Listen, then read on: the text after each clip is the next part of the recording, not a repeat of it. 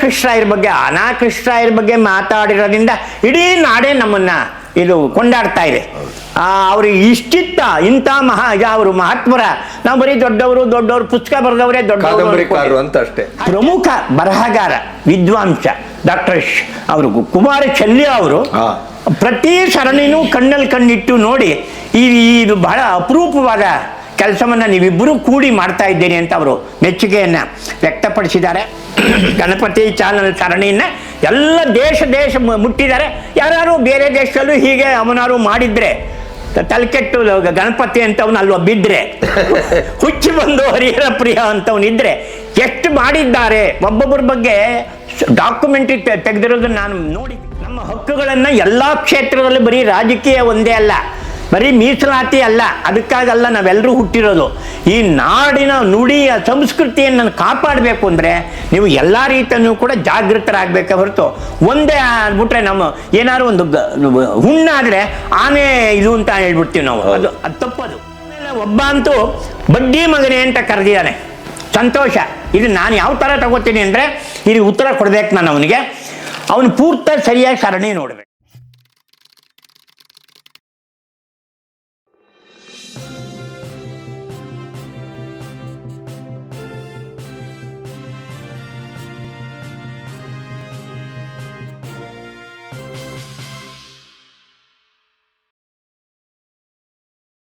ಶಿವರಾಮ್ ಕಾರಂತರ ಬಗ್ಗೆ ಮಾತಾಡ್ತಾ ಅಲ್ಲಿ ಅವರಿಗೆ ಒಂದು ಪೋಷಕರಾಗಿದ್ದವರು ಪುತ್ತೂರಿನಲ್ಲಿ ಮಳವಳ್ಳಿ ಶಿವರಾಯರು ಅಂದ್ಬಿಟ್ಟೆ. ಅದು ಮಳವಳ್ಳಿ ಅಲ್ಲ, ಮೊಳಹಳ್ಳಿ ಶಿವರಾಯರು ಅನ್ನೋದನ್ನ ನನಗೆ ಕೊಡಸೆ ಅವರೇನೆ ಬರೆದು ಹೌದಲ್ವಾ ಇದು ಸರಿನಾ ಅಂತ ಅವ್ರು ನನ್ ಕೇಳಿದ್ದಾರೆ. ನೀವು ಹೇಳ್ಬಿಟ್ರಂತ ಅವಾಗ ಹೇಳಿದಪ್ಪ ನಾನು ಮಂಡ್ಯ ಜಿಲ್ಲೆಯವನು, ಮಳವಳ್ಳಿ ಅಂತ ಬಂದ್ಬಿಡ್ತದು, ಬಾಯಿ ತಪ್ಪು ಬಂದಿದೆಯಪ್ಪ ಅಂತ ಹೇಳಿದ್ರೆ ಇಲ್ಲ ನಾವು ನಿಮ್ ತಪ್ಪು ಸರಿ ಅಂತ ಅಲ್ಲ, ನಿಮ್ ಗಮನಕ್ಕೆ ಬರಲಿ ಅಂತ ಹೇಳಿದೆ. ಅದರಿಂದ ನಾವು ಕೊಡಸೆಯವರು ಎಷ್ಟು ಸೂಕ್ಷ್ಮವಾಗಿ ಒಂದು ಪ್ರಜಾವಾಣಿಯಂತಹ ನಾಡಿನ ಒಂದು ದೊಡ್ಡ ಪತ್ರಿಕೆಯ ಸಾಪ್ತಾಹಿಕ ಸಂಪಾದಕರಾಗಿ ಅವರು ಎಷ್ಟು ಸೂಕ್ಷ್ಮವಾಗಿ ಎಲ್ಲವನ್ನೂ ಗಮನಿಸ್ತಾ ಇದ್ದಾರೆ ಅನ್ನೋದಕ್ಕೆ ಈ ಮಾತನ್ನ ನಾನು ಈ ನಿವೃತ್ತಿಯ ದಿನಗಳಲ್ಲೂ ಪ್ರವೃತ್ತರಾಗಿದ್ದಾರೆ. ಹೌದು, ಅವರು ಎಲ್ಲರಿಗೂ ಸಂಬಂಧಪಟ್ಟವ್ರ ಹತ್ರ ಮಾತಾಡಿರ್ಬೋದು ಅಂತ ಅನ್ಸುತ್ತೆ. ಆಮೇಲೆ ನಾನೇ ತಪ್ಪು ಅಂತ ಒಂದು ಅನ್ಕೊಂಡಿರೋದೇನು ಅಂದ್ರೆ HY ಶಾರದಾ ಪ್ರಸಾದ್ ಅವರ ತಂದೆ ಹೆಸರನ್ನ ನಾನು ಅಲ್ಲಿ ಮಾತಾಡುವಾಗೆಲ್ಲ ಯೋಗ ನರಸಿಂಹಮೂರ್ತಿ ಅಂತ ಅಂದಿದ್ದೇನೆ. ಸಿನಿಮಾದಲ್ಲಿ ಸಂಭಾಷಣೆ ಬರೆಯುವವರ ಹೆಸರು ಅದು ಅಲ್ಲ, ಅವ್ರು ನನ್ ಬಹಳ ಬೇಕಾದವರು, ಅವರು ತುಂಬಾ ದೊಡ್ಡ ಮನುಷ್ಯ. ಹೌದು, HK ಯೋಗ ನರಸಿಂಹಮೂರ್ತಿ ಅವರು ನಾಟಕದ ಕಂಪನಿ ಮಾಡಿದ್ರು. ಮುಂದೆ ಅವ್ರ ಬಗ್ಗೆನೂ ಮಾತಾಡ್ತೀನಿ. ನಾಟಕಗಳು ಬರೆದಿದ್ದಾರೆ, ಅವ್ರಿಗೂ ಮಾಸ್ಟರ್ ಹಿರಣ್ಣಯ್ಯ ಅವ್ರಿಗೆ ಬಂದ ತಗಾದೆಗಳೇನು ಅದೆಲ್ಲ ಮುಂದೆ ಮಾತಾಡೋಣ.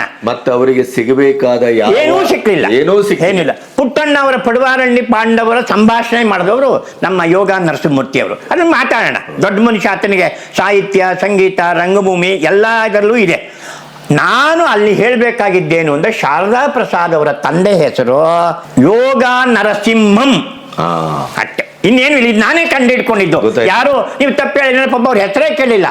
ಅವರ ಕೃತಿಗಳ ಎಲ್ಲವನ್ನು ಭಾರತ ರತ್ನ MS ಸುಬ್ಬಲಕ್ಷ್ಮಿ ಅವರು ಹಾಡಿದ್ದಾರೆ. ಯಾರು ಬೇಕಾದ್ರೂ ಟೇಪ್ ಹಾಕ್ಕೊಂಡು ನಂದು ಯೂಟ್ಯೂಬ್ಗಳು ಎಲ್ಲ ಬಂದಿದೆ, ಆಧುನಿಕ ಬರಿಕಳ ಬಂದು ಎಲ್ಲಿ ಬೇಕಾದ್ರೂ ಕೇಳ್ಬೋದು. ಅವರು ಮೂಲತಃ ಒಬ್ಬ ಮೇಷ್ಟ್ರು, ಹಳೇಸಿಪುರದವರು. ಅನಂತಮೂರ್ತಿ ಅಂತಹ ಜ್ಞಾನಪೀಠ ಪ್ರಶಸ್ತಿ ಪಡೆದಂತಹ ವ್ಯಕ್ತಿಗೆ ಮೇಷ್ಟ್ರಾಗಿದ್ರು ಅಂದ್ರೆ ಅವರು ತೂಕ ಏನು ಅನ್ನೋದನ್ನ ದಯವಿಟ್ಟು ಅರ್ಥ ಮಾಡ್ಕೋಬೇಕು. 3 ಜನ ಪ್ರಧಾನಮಂತ್ರಿಗಳ ಮಾಧ್ಯಮ ಸಲಹೆಗಾರ ಆಗಿದ್ದಂತಹ ಮಗ ಶಾರದಾ ಪ್ರಸಾದ್ ಅವರು ತಂದೆ ಅಂದ್ರೆ ಯಾವ ತರದ ಶಿಕ್ಷಣ ಮತ್ತು ಸಂಸ್ಕೃತಿಯನ್ನ ಅಲ್ಲಿ ಮನೆಯಲ್ಲಿ ಇತ್ತು ಅನ್ನೋದನ್ನ ನಾವು ತಿಳ್ಕೊಂಡ್ರೆ ಇವತ್ತಿನವ್ರು ಹೇಗಿರ್ಬೇಕು, ಇವತ್ತು ಕುಟುಂಬ ಅನ್ನೋದನ್ನ ನಾನು ಹೇಳಲಿಕ್ಕೆ. ಇದ್ರ ಮಧ್ಯೆ ಒಂದು ಹೇಳೋದಿದ್ರೆ, ಈ ತರದ ವ್ಯಕ್ತಿತ್ವದ ಬಗ್ಗೆ ನೀವೀಗ ಮಾತಾಡ್ತಾ ಇದ್ದೀರಲ್ಲ, ಅದರ ಮೌಲ್ಯ ಮತ್ತು ಅದರ ಅಗತ್ಯತೆ ಎಷ್ಟು ಅನ್ನೋದನ್ನ ಈ HY ಶಾರದಾ ಪ್ರಸಾದ್ ಅವರ ತಂದೆ ಬಗ್ಗೆ ನೀವು ಹೇಳಿದ ಮಾತುಗಳಷ್ಟೇ ಸಾಕು. ಹೌದು, ಇದನ್ನ ಎಷ್ಟು ಜನರಿಗೆ ಗೊತ್ತಿದೆ? ಇಲ್ವೇ ಇಲ್ಲ. ನಮ್ಮ ಭಾರತೀಯ ಸಂಸ್ಕೃತಿ ಅಂದ್ರೆ ಅದು BJP RSS ಅಲ್ಲ. ಭಾರತೀಯ ಅಂತಂದ್ರೆ ಅದು ವೇದ ಕಾಲದಿಂದ ಹಿಡ್ಕೊಂಡು ಇವತ್ತಿನವರೆಗೂ ಏನೇನು ಪರಿವರ್ತನೆಗಳಾಗಿದೆಯಲ್ಲ ಅದನ್ನ ನಾವು ಅರ್ಥ ಮಾಡ್ಕೋಬೇಕಾದ್ದು ಬರೀ RSSನವರು BJP ಅವರಲ್ಲ, ಪ್ರತಿಯೊಬ್ಬನೂ ಅರ್ಥ ಮಾಡ್ಕೋಬೇಕು. ಇಲ್ಲಿ ಪಾರ್ಟಿ ವಿಷಯ ಅಲ್ಲ, ಜಾತಿ ವಿಷಯ ಅಲ್ಲ, ರೀತಿ ಅಲ್ಲ. ಅದ್ರ ಬಗ್ಗೆ ಚಳುವಳಿಗಳ ಬಗ್ಗೆ ಮಾತಾಡುವಾಗ ನಾನು ಅದನ್ನೆಲ್ಲ ಹೇಳ್ತೀನಿ. ಭಾರತೀಯ ಸಂಸ್ಕೃತಿ ಅಂದ್ರೆ ಏನು ಅನ್ನೋದನ್ನ ಇವತ್ತಿಗೆ ಸದ್ಯಕ್ಕೆ ಆ ಯೋಗ ನರಸಿಂಹಂ ಅವರ ಕುಟುಂಬದಿಂದ ಇದನ್ನ ನಾವು ಗಮನಿಸ್ಬೋದು. ಮುಂದಕ್ಕೆ ಹೇಳ್ತಾ ಹೋಗೋಣ. ಅವರ ಶ್ರೀಮತಿಯವರು ಕೂಡ ಸ್ತ್ರೀ ಚಳುವಳಿಯಲ್ಲಿ ಬೆಂಗಳೂರಿನಲ್ಲಿದ್ದು ಕಲ್ಯಾಣಮ್ಮ ಅವರ ಬಲಗೈ ಆಗಿದ್ದಂಥವ್ರು.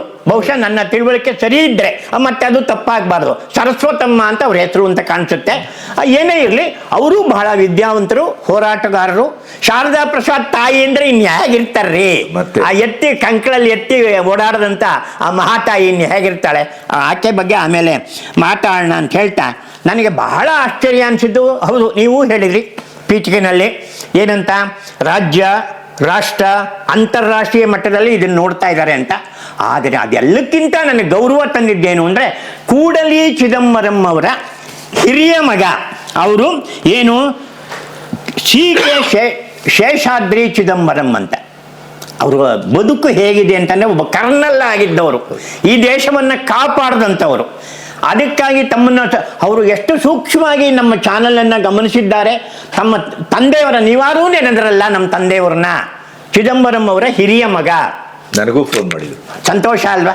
ಮಾಡಿ ಅವರು ನಿಮ್ಮನ್ನು ನೋಡಬೇಕು, ಅದನ್ನು ನನಗೆ 87 ವರ್ಷ ಅಂತ ಹೇಳಿದಾಗ ನೀವು ಯಾಕೆ ಬರಕ್ಕೆ ಹೋಗ್ತೀರಿ, ನಾವಿಬ್ಬರು ಒಮ್ಮೆ ಬರ್ತೀವಿ ಅಂದಾಗ ನಿಮ್ಮ ಜೊತೆನೂ ಮಾತಾಡಿದ್ದಾರೆ, ನೀವು ಒಪ್ಕೊಂಡಿದ್ದೀರಿ ನಾವೇ ಬರ್ತೀವಿ ಅನ್ನ ಹೇಳಿದ್ದಾರೆ.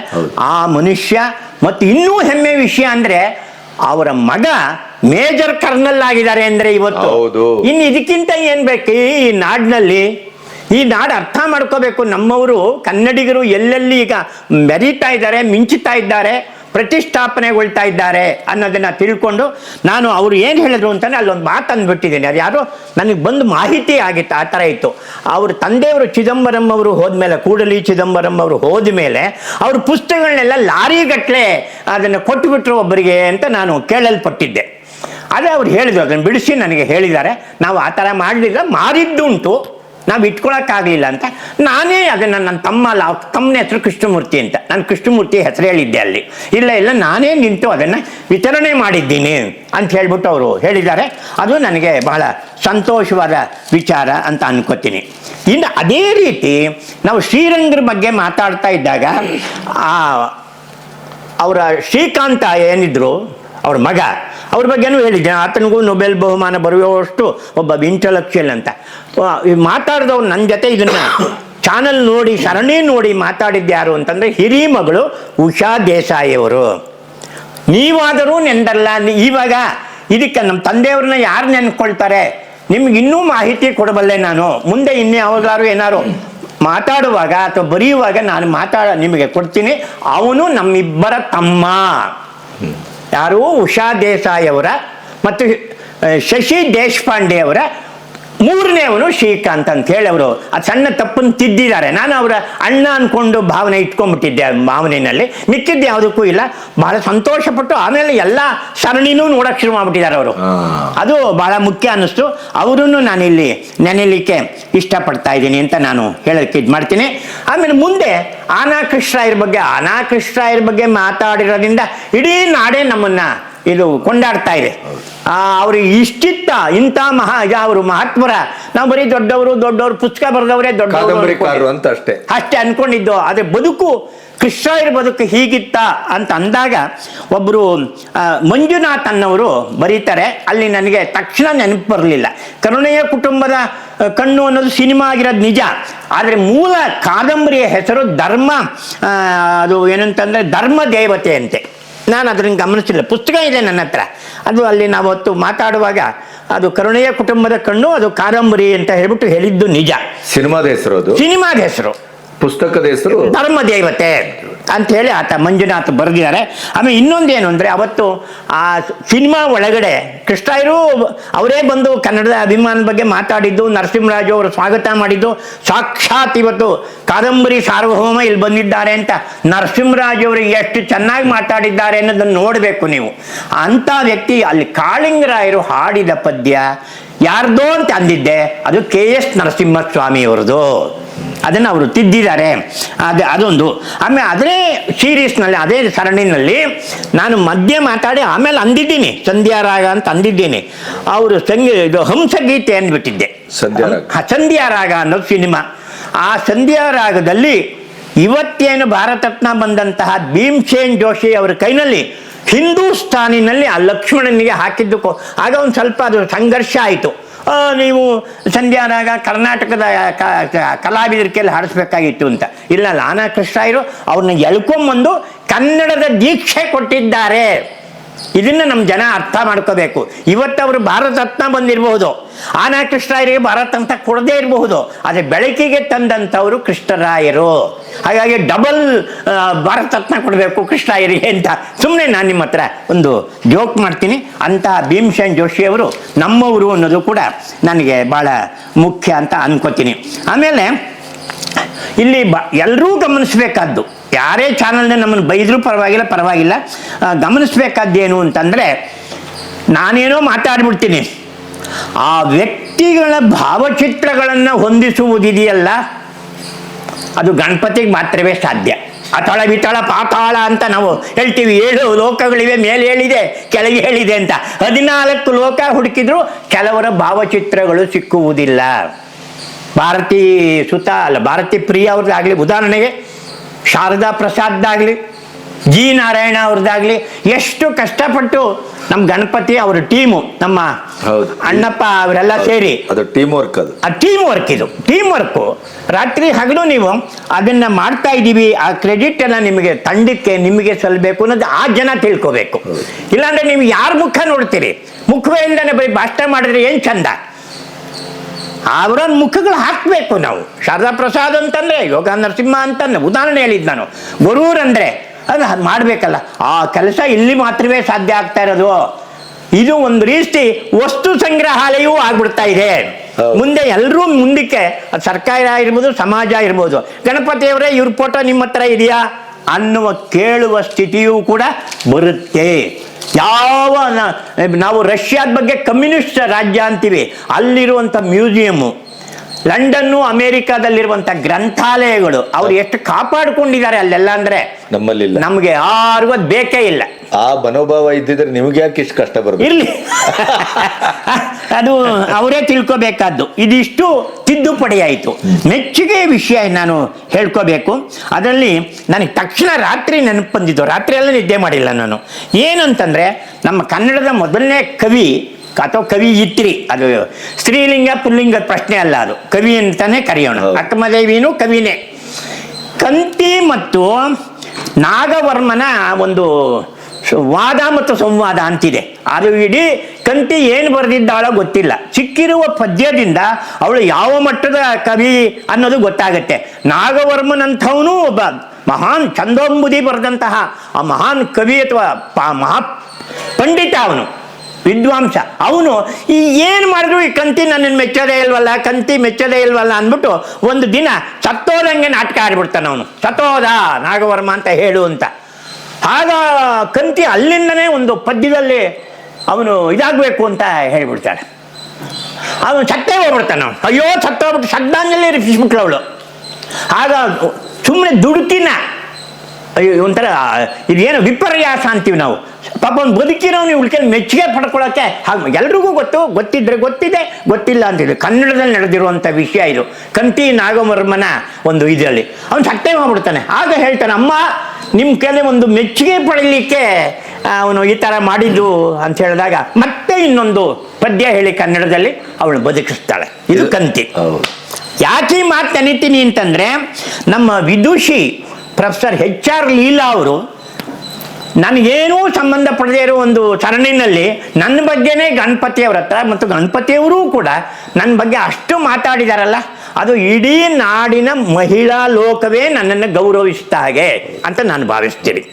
ಯಾಕೆಂತಂದರೆ ಆಕೆ ರಂಗಭೂಮಿನಲ್ಲೂ ಇರ್ಬೋದು, ಸಂಸ್ಕೃತದಲ್ಲಿರ್ಬೋದು. ಮೋದಿ ಅಂತವರ ಕಣ್ಣಿಗೆ ಬಿದ್ದು ಆಕೆ MLC ಆಗಿದ್ದು. ಇವು ಯಾವುದೂ ನಾನು ಆಕೆ ನೋಡಿಲ್ಲ, ಆಕೆ ನನ್ನ ನೋಡಿಲ್ಲ. ಆದರೆ ಅಲ್ಲಿ ಕೂತ್ಕೊಂಡು ನನ್ನ ಬಗ್ಗೆ ಅಷ್ಟೊತ್ತು ಮಾತಾಡಿದ್ದಿದೆಯಲ್ಲ, ಅದು ಸಾಕು. ಇದು ನಾನು ಮಾಡ್ತಾ ಇರೋ ತಪ್ಪಲ್ಲ, ನನ್ನನ್ನು ಮೆಚ್ಚುವಂಥ ಒಬ್ಬ ಕಂತಿ ಇದ್ದಾಳೆ ಕವಿ ಅನ್ನುವ ಹಾಗೆ ಆಕೆ ಮಾಡಿದ್ದಾರೆ. ಅವರಿಗೆ ನಾವು ಹೃದಯಪೂರ್ವಕವಾಗಿ ನಾನು ಅವ್ರನ್ನ ಅಭಿನಂದಿಸಲಿಕ್ಕೆ ಇಷ್ಟಪಡ್ತಾ ಇದ್ದೀನಿ ಅಂತ ನಾನು ಅನ್ಕೋತೀನಿ. ಆಮೇಲೆ ಸಮಕಾಲೀನವಾಗಿ ಬಹಳ ಪ್ರಮುಖ ಕಥೆಗಾರ ಅವರು. ಇನ್ಕಮ್ ಟ್ಯಾಕ್ಸ್ನಲ್ಲಿ ಇಡೀ ದೇಶದಲ್ಲಿ ನಾನಾ ರಾಜ್ಯದಲ್ಲಿ DC ಆಗಿದ್ದವರು. ಅವರಿಗೆ ಬೆಂಗಳೂರು ವಿಶ್ವವಿದ್ಯಾನಿಲಯ ಗೌರವ ಡಾಕ್ಟರೇಟ್ ಕೊಟ್ಟಿದೆ ಕೆ ಸತ್ಯನಾರಾಯಣ ಅವರಿಗೆ. ಅವ್ರ ಬಗ್ಗೆ ಮುಂದೆ ಮಾತಾಡ್ತೀನಿ ನಾನು. ಆ ಸತ್ಯನಾರಾಯಣ ಅವರು ಒಂದು ಟೈಟ್ಲ್ ಕೊಟ್ಬಿಟ್ಟು ಈ ಸೀರೀಸ್ಗೆ ಇದು ಪುಸ್ತಕ ಪ್ರಿಂಟ್ ಆದರೆ ಹೀಗಿಡಿ ನೀವು ಹೇಳಿದ್ರಲ್ಲ ಪರ್ಯಾಯ ಸಾಂಸ್ಕೃತಿಕ ಚರಿತ್ರೆ ಇದು ಅನ್ನೋ ಹಾಗೆ ಅವರೂ ಇಷ್ಟು ಯೋಚಿಸ್ತಾ ಇದಾರಲ್ಲ, ನಮ್ಮ ಬಗ್ಗೆ ಯೋಚಿಸ್ತಾ ಇದಾರಲ್ಲ ಅನ್ನೋದೇ ನಮ್ಮ ಪುಣ್ಯ ಅಂತ ನಾನು ತಿಳ್ಕೊತೀನಿ.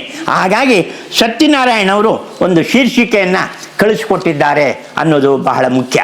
ಆಮೇಲೆ ಶಿವಮೊಗ್ಗದಲ್ಲಿ ಶಂಕರಘಟ್ಟದಲ್ಲಿ ಈ ನಾಡಿನ ಪ್ರಮುಖ ಬರಹಗಾರ ವಿದ್ವಾಂಸ ಡಾಕ್ಟರ್ ಅವರು ಕುಮಾರ ಚೆಲ್ಯ ಅವರು ಪ್ರತಿ ಸರಣಿನೂ ಕಣ್ಣಲ್ಲಿ ಕಣ್ಣಿಟ್ಟು ನೋಡಿ ಇದು ಬಹಳ ಅಪರೂಪವಾದ ಕೆಲಸವನ್ನ ನೀವಿಬ್ಬರು ಕೂಡಿ ಮಾಡ್ತಾ ಇದ್ದೀರಿ ಅಂತ ಅವರು ಮೆಚ್ಚುಗೆಯನ್ನ ವ್ಯಕ್ತಪಡಿಸಿದ್ದಾರೆ.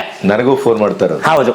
ಆಮೇಲೆ ಆನಾಕ್ರು ಅವ್ರ ಬಗ್ಗೆ ಬಂದದ್ದು ನಾನು ಅಲ್ಲಿ ಒಂದು ತಪ್ಪು ಮಾಡಿಬಿಟ್ಟಿದ್ದೀನಿ. ಹಿರಿ ಮಗನೇ ಗೌತಮ ಅಂದ್ಬಿಟ್ಟಿದ್ದೀನಿ. ಆ ಹಿರಿ ಮಗ ಅವರು ರವೀಂದ್ರನಾಥ್ ಅಂತ ಟ್ಯಾಗೂರ್ ಮೇಲೆ ಅಭಿಮಾನದಿಂದ ಇಟ್ಟಿರೋದು ಅದು ಗೊತ್ತು ನನಗೆ. ರವೀಂದ್ರನಾಥ್ ಅವರು ನಮ್ಮ ಮನೆಗೆ ಬಂದಿದ್ರಾಗ, ಈಗ ಇಲ್ವಂತೆ ಅವರು ಹಿರಿ ಮಗ ಇಲ್ವಂತೆ. ಅವ್ರ ಜೊತೆ ಅವ್ರ ತಂಗಿಯಾದ ಲಲಿತಾ ಅವರು ಇದ್ರು, ಅವರು ಬಂದಿದ್ರು ನಮ್ಮ ಮನೆಗೆ. ಆದರೆ ಈಗ ಫೋನ್ ಮಾಡಿ ನನಗೆ ಹೇಳಿರೋದು ಅವರ ಎರಡನೇ ಮಗ ಆನಾಕ್ರು, ಅವರಿಗೆ 2 ಹೆಣ್ಣು ಇಬ್ಬರು ಗಂಡು ಮಕ್ಕಳು. ಅವರು ಯಾರು ಗೌತಮ್ ಅನ್ನೋರು ಎರಡನೇ ಮಗ. ಅವರ ಶ್ರೀಮತಿಯವರು ಶೋಭಾ ಗೌತಮ್ ಅವರು ನನ್ನ ಜೊತೆ ಫೋನ್ನಲ್ಲಿ ಬಹಳ ಹೊತ್ತು ಮಾತಾಡಿ ಎಷ್ಟು ನಮ್ಮ ಮಾವ ಅವ್ರ ಬಗ್ಗೆ ನೀವು ವಿಷಯ ತಿಳ್ಕೊಂಡಿದ್ದೀರಿ, ಸಂಗ್ರಹಿಸಿದ್ದೀರಿ, ನಮಗೆ ಸಂತೋಷ ತಂದಿದೆ. ನಮ್ಮ ಮಕ್ಕಳುಗಳು ಬೇರೆ ಬೇರೆ ದೇಶದಲ್ಲಿದ್ದಾರೆ, ಅವರೆಲ್ಲರಿಗೂ ಕಳಿಸಿದ್ದೀವಿ. ಗಣಪತಿ ಚಾನಲ್ ಸರಣಿನ ಎಲ್ಲ ದೇಶ ಮುಟ್ಟಿದ್ದಾರೆ.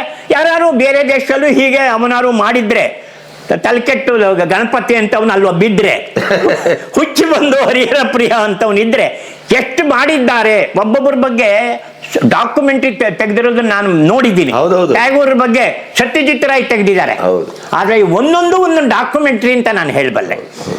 ಆನಾಕ್ರು ಅವ್ರ ಬಗ್ಗೆ ಮಾಡಿರೋದು ಎರಡೂ ಸೇರಿಸ್ಬಿಟ್ರೆ ನಮ್ಮ ಗಣಪತಿ ಅವ್ರಿಗೆ ಸೇರಿಸಿದ ಒಂದು ಡಾಕ್ಯುಮೆಂಟ್ರಿ ಫಿಲಮ್. 15 ನಿಮಿಷದ ಡಾಕ್ಯುಮೆಂಟ್ರಿ ಫಿಲಮ್ಗೆ ಇವತ್ತು ಆಸ್ಕರ್ ಅವಾರ್ಡ್ ಕೊಡ್ತಾ ಇದ್ದಾರೆ. ಎಷ್ಟು ಅವಾರ್ಡ್ ಕೊಡ್ತೀರಿ ನಮ್ಮ ಗಣಪತಿ ಮಾಡಿರುವ ಈ ನಿರ್ಮಾಪಕತ್ವ ಕೆಲಸಕ್ಕೆ ಅಂತ ನಾನು ಕೇಳಬೇಕಾಗತ್ತೆ. ಎಚ್ಚೆತ್ಕೋಬೇಕು. ನಮ್ಮ ಹಕ್ಕುಗಳನ್ನ ಎಲ್ಲಾ ಕ್ಷೇತ್ರದಲ್ಲೂ ಬರೀ ರಾಜಕೀಯ ಒಂದೇ ಅಲ್ಲ, ಬರೀ ಮೀಸಲಾತಿ ಅಲ್ಲ, ಅದಕ್ಕಾಗಲ್ಲ ನಾವೆಲ್ಲರೂ ಹುಟ್ಟಿರೋದು.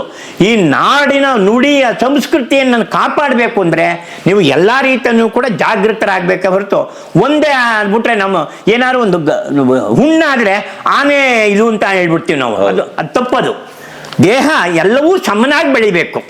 ಹಾಗೆ ಈ ಎಲ್ಲ ಕ್ಷೇತ್ರವನ್ನು ಸಮಾನವಾಗಿ ನೋಡುವಂತಹ ಬುದ್ಧಿ ಶಿವಕುಮಾರ್ಗೆ ಆಗಲಿ ಅಥವಾ ಯಾರೇ ಮುಖ್ಯಮಂತ್ರಿ ಇದ್ರೆ ಅವರಿಗೆ ಬರಬೇಕು ಅಂತ ಈ ಮೂಲಕ ನಾನು ಮನವಿಯನ್ನ ಸಲ್ಲಿಸ್ತಾ ಇದ್ದೀನಿ. ಆಮೇಲೆ ರಾಳ್ಳಪಳ್ಳಿ ಅನಂತಕೃಷ್ಣ ಶರ್ಮರ ಮೊಮ್ಮಕ್ಕಳು ಇಬ್ಬರು, ಊರ್ಮಿಳಾ ಅಂತ ಒಬ್ಬರು, ಆಮೇಲೆ ನಂದನ್ ಅನ್ನವರು ಮೆಚ್ಚಿ ನಾವು ನಿಮ್ಮನ್ನು ನೋಡಬೇಕು, ಎಲ್ಲಿದ್ದೀರಿ ನೀವು, ನಿಮ್ಮ ಜೊತೆ ಮಾತಾಡಬೇಕು, ನಮ್ಮ ತಾತ ಅವ್ರ ಬಗ್ಗೆ ಇಷ್ಟು ಮಾತಾಡಿದ್ದೀರಲ್ಲ, ಯಾರು ಈ ಕನ್ನಡ ನಾಡಿನಲ್ಲಿ ನೆನಪೇ ಇಲ್ಲ, ರಾಳ್ಳಪಳ್ಳಿ ಅವ್ರ ನೆನಪೇ ಇಲ್ಲ ಅಂತ ಹೇಳಿದ್ರು.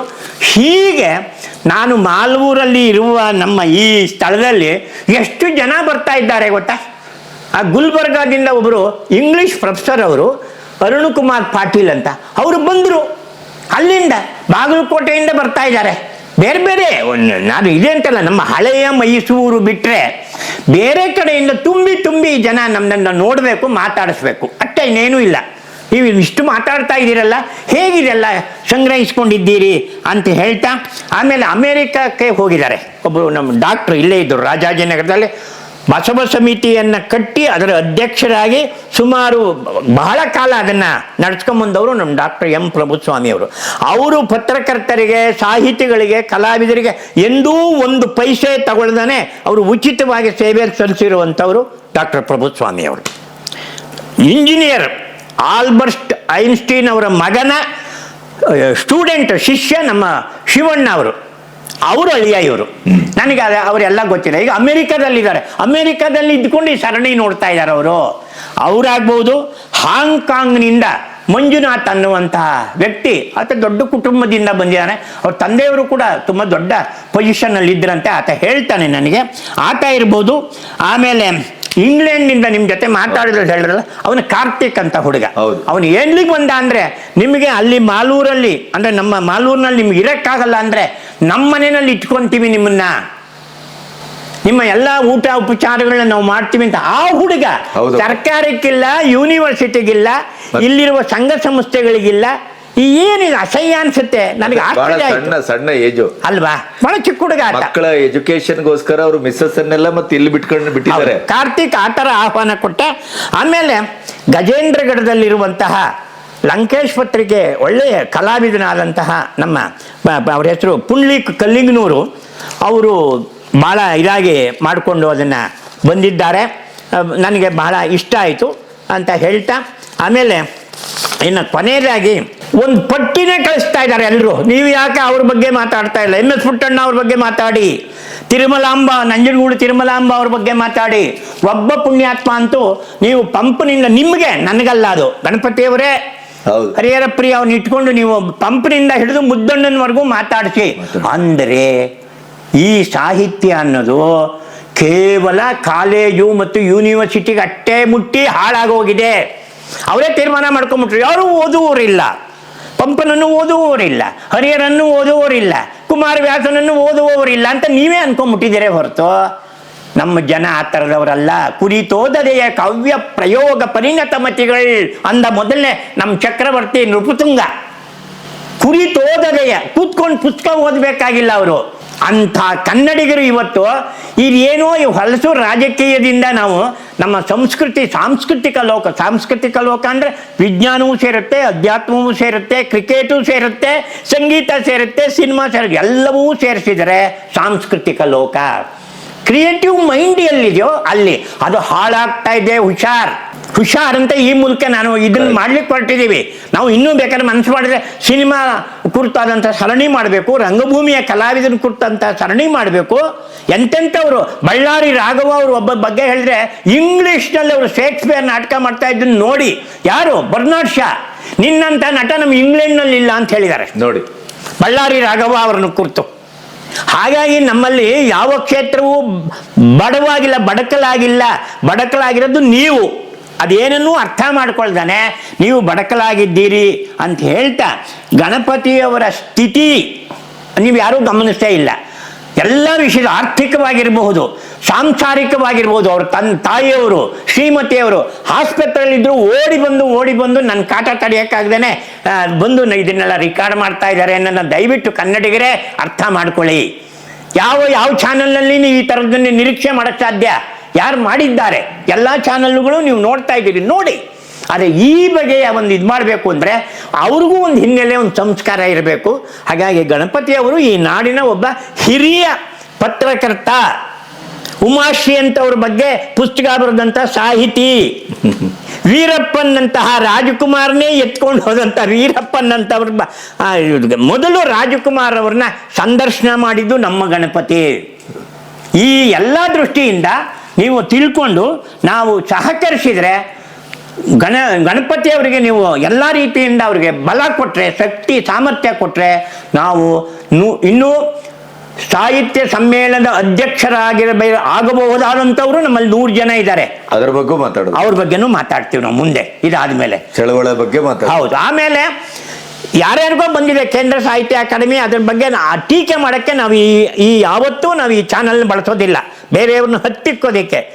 ಅಂತಹ 100 ಕೃತಿಗಳನ್ನ ಇಟ್ಕೊಂಡು ಕೃತಿಗಳ ಬಗ್ಗೆನೇ ಈ ಪುಸ್ತಕಕ್ಕೆ ಬರಬೇಕಾಗಿತ್ತು ಅಂತ ನಿಮ್ಮ ಗಮನವನ್ನು ನಾವು 100 ಕೃತಿಗಳ ಬಗ್ಗೆ ನಾನು ಪುಸ್ತಕ ಇಟ್ಕೊಂಡೇ ನಿಮಗೆ ಅದು ಹೇಳುವಂಥ ಕೆಲಸವನ್ನು ಮಾಡ್ತೀವಿ.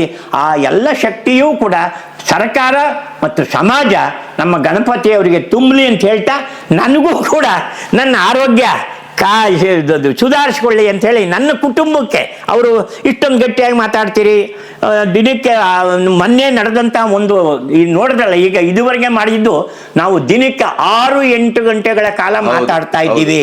ಇದನ್ನ ದಯವಿಟ್ಟು ತಿಳ್ಕೊಬೇಕು ಅವರು. ಮ್ಯಾರಥಾನ್ ಇದು. ಹೌದೌದು, ಬರೀ 5 ನಿಮಿಷ 10 ನಿಮಿಷ ಒಂದು ಎಪಿಸೋಡ್ ಮಾಡ್ಕೊಂಡು ಹೋಗ್ತಾ ಇಲ್ಲ ಗಣಪತಿಯವರು.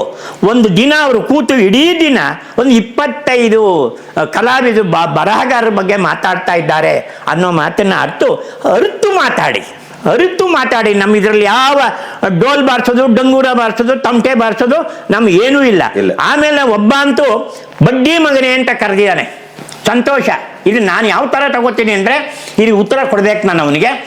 ಅವನು ಪೂರ್ತ ಸರಿಯಾಗಿ ಸರಣಿ ನೋಡಬೇಕು. ಹೌದು. ಆಮೇಲೆ ಎಲ್ಲ ಹಿಂದೆ ಮುಂದಿನ ಸರಣಿಗಳನ್ನು ನೋಡಬೇಕು. ಆಮೇಲೆ ಅದಕ್ಕಿಂತ ಹೆಚ್ಚಾಗಿ ಭಾರತದ ಪಾಬ್ಲೋ ನೆರೂಡಾ ಅಂತ ಹೇಳೋದು ಆಂಧ್ರದ ಮಹಾಕವಿ ಶ್ರೀ ಅವ್ರನ್ನ. ಅವರು ಒಂದು ಪುಸ್ತಕದಲ್ಲಿ ಏನ್ ಬರೀತಾರೆ ಅಂತಂದ್ರೆ, ಒಬ್ಬ ಇದಕ್ಕಿಂತ ಹೀನಾಯವಾಗಿ, ಇವನು ಯಾವನ ಹೀನಾಯ ವಂಶದಲ್ಲಿ ಹುಟ್ಟಿರ್ಬೇಕು ಈ ಮನುಷ್ಯ, ನನ್ನನ್ನು ಆ ಥರ ಕರಿಬೇಕಾದ್ರೆ, ಅವನಂತವ್ನು ಇಟ್ಕೊಂಡ್ರು ಹೇಳ್ತಾರೆ ಇವನೇ ನಿಜವಾದ ವಿಮರ್ಶಕ ನನಗೆ ಅಂತ ಹೇಳಿದಾರೆ ಅವರು. ನನ್ನನ್ನು ಹಾಡಿ ಒರೆಸೋ ಹೊಗಳೋರು ಬೇಕಾಷ್ಟು ಜನ ಇದ್ದಾರೆ, ಇವನು ನನ್ನನ್ನು ಎಂತ ಶ್ರೀನು ಕವಿಯೇನಯ್ಯ ಅಂತ ಅಂದ್ಬಿಟ್ನಲ್ಲ, ವಿಡು ಕವಿಯ ಬರ್ದು ದಾಖಲಿಸಿದ್ದಾರೆ. ಹಾಗೆ ನಾನು ಅಪ್ಪ ನಿನ್ನ ನೆನಿತೀನಿ, ನಾನು ಮಾಡ್ತಾ ಇರೋ ಕೆಲಸಕ್ಕೆ ನೀನೇ ಎಚ್ಚರಿಕೆ ಗಂಟೆ ನನಗೆ. ನಾನು ಬೇಂದ್ರೆಯವ್ರ ಬಗ್ಗೆ ಏನು ಮಾಡಿದ್ದೀನಿ ಅನ್ನೋದನ್ನ ಸಂಬಂಧಪಟ್ಟವ್ರನ್ನೆಲ್ಲ ಕೇಳಿ ತಿಳ್ಕೊ. ಯಾವ ಬರಹಗಾರರ ಬಗ್ಗೆಯೂ ನಾನೇನು ಇದಿಲ್ಲ, ಇದು ನಾಡಿನ ಕ್ಯಾನ್ವಾಸ್. ಇದು ಇಲ್ಲಿ ಕ್ಯಾನ್ವಾಸು ನಾಡು, ಇನ್ಯಾರೂ ಇಲ್ಲ ಇಲ್ಲಿ, ನಮಗಿದುವೇ ಇಲ್ಲ. ಅದಕ್ಕೆ ಕುವೆಂಪು ಅವ್ರ ಮಾತೇ ಹೇಳ್ತೀನಿ, ನಾನು ಕುವೆಂಪು ಭಕ್ತರಾಗಿ ಹೇಳ್ತಾ ಇಲ್ಲ. ಕುವೆಂಪು ಮಾತೇ ಹೇಳಬೇಕು ಅಂತಂದ್ರೆ, ಅಲ್ತೋ ರಾಜಕೀಯದ ಬೂಟಾಟದ ನಾಟಕ ಪಂಪನಿಲ್ಲಿ ಮುಖ್ಯಮಂತ್ರಿ, ನೃಪತುಂಗನೇ ಚಕ್ರವರ್ತಿ ಅಂತಾರೆ ಅವರು. ಯಾವತ್ತಿಗೂ ನೃಪತುಂಗನೇ ನಮಗೆ ಚಕ್ರವರ್ತಿ, ಪಂಪ ಇಲ್ಲಿ ಮುಖ್ಯಮಂತ್ರಿ. ಅಲ್ತೋ ರಾಜಕೀಯದ ಬೂಟಾಟದ ನಾಟಕ. ಸಿದ್ದರಾಮಯ್ಯ ಹೋದ್ರು, ಶಿವಕುಮಾರ್ ಬಂದಿದ್ದಾರೆ, ನಾಳೆ ಯಾರು ಬರ್ತಾರೋ ಗೊತ್ತಿಲ್ಲ. ಹಾಗಾಗಿ ಅಲ್ಲಿಂದ ರೆಡ್ಡಿಯವರ ಕಾಲದಿಂದ, ಹನುಮಂತಯ್ಯನವರು, ನಿಜಲಿಂಗಪ್ಪ ಅವರ ಕಾಲದಿಂದ, ರಾಮಕೃಷ್ಣ ಹೆಗಡೆಯವರು ಇರ್ಬೋದು, ಕಡಿದಾಳ ಮಂಜಪ್ಪ ಇರ್ಬೋದು, ಜಟ್ಟಿಯವರು ಇರ್ಬೋದು, ಕಂಠಿಯವರು ಇರ್ಬೋದು, ಎಲ್ಲ ಅವರವರ ಇದನ್ನು ಬೇಕಾದ್ರೆ ಒಂದು ಸಲ ಬೇಕಾದ್ರೆ ಇದುವರೆಗೆ ನಮ್ಮ ಮುಖ್ಯಮಂತ್ರಿಗಳಾಗಿದ್ದವರ ಹವ್ಯಾಸಗಳೇನು, ಆಸಕ್ತಿಗಳೇನು, ಸಾಧನೆ ಏನು ಅನ್ನೋದನ್ನು ಕೂಡ ನಾವು ಗಣಪತಿ ಚಾನಲ್ ಮಾಡಲಿಕ್ಕೆ ಅವಕಾಶ ಇದೆ. ಅದನ್ನಲ್ಲಿ ಹೇಳ್ಬೇಕು ನಾವು. ಈ ಸರ್ಕಾರ ಅಂತ ನಾವು ಸಾಹಿತ್ಯಗಳು ಅಂದ್ರೆ ಬರೀ ಕತೆ ಕಾದಂಬರಿ ಬರೆಯೋರಲ್ಲ, ನಮಗೂ ಸಾಮಾಜಿಕವಾದ ಸಾಂಸ್ಕೃತಿಕವಾದ ಹಕ್ಕೂ ಇದೆ, ಜವಾಬ್ದಾರಿಯೂ ಇದೆ. ಆ ಹಿನ್ನೆಲೆಯಲ್ಲಿ ಮಾಡ್ತಾ ಇದ್ದೀವಿ. ನಮ್ಮ ದಾರಿ ತಪ್ಪಿಸಬೇಡಿ, ಉಚಿತವಾಗಿ ಬರೆದು ಮಾತಾಡಿ ನಿಮ್ಮನ್ನು ನೀವು ಕಲುಷಿತಗೊಳಿಸ್ಕೋಬೇಡಿ.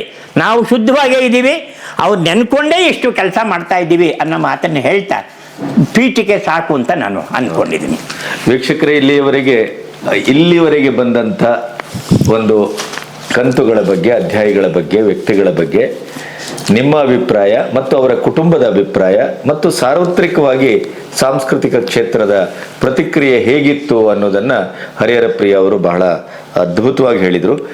ನಾನು ಒಂದು ವಿನಂತಿ ಮಾಡೋದಿಷ್ಟೇ, ಎಲ್ಲವನ್ನೂ ತೆರೆದ ಮನಸ್ಸಿನಿಂದ ಮತ್ತು ಕಣ್ಣಿನಿಂದ ನೋಡಿ. ದೋಷಗಳಿದ್ದರೆ ಈಗಾಗಲೇ ನಾವು ಅದನ್ನು ಆರಂಭಿಸಿದ್ದೇವೆ, ನೀವು ನಮಗೆ ಕಳಿಸ್ಬೋದು, ಪ್ರತಿಕ್ರಿಯಿಸ್ಬೋದು. ಯಾವುದೇ ನಿರ್ವ್ಯಾಮೋಹದಿಂದ ಮತ್ತೆ ಯಾವುದೇ ದ್ವೇಷಾಸೂಯೆಯ ಭಾವ ಇಲ್ಲದೇ ನಿರ್ಲಿಪ್ತವಾಗಿ ಹರಿಹರ ಪ್ರಿಯ ಅವರು ಅದಕ್ಕೆ ಉತ್ತರ ಕೊಡ್ತಾರೆ.